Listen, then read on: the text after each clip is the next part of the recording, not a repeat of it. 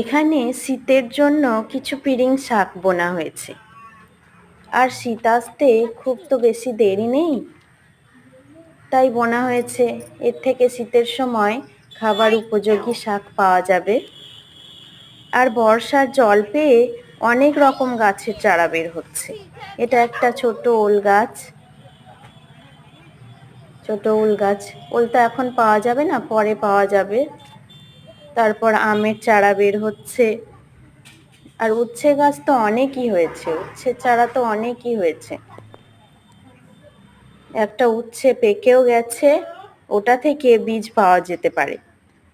আর আগের ভিডিওতে যে উচ্ছে গাছের দোলনাটা বানিয়ে নিয়েছিল, তার উচ্ছেগুলো বড় হয়েছে। আবার উচ্ছে তোলাও হয়ে গেছে।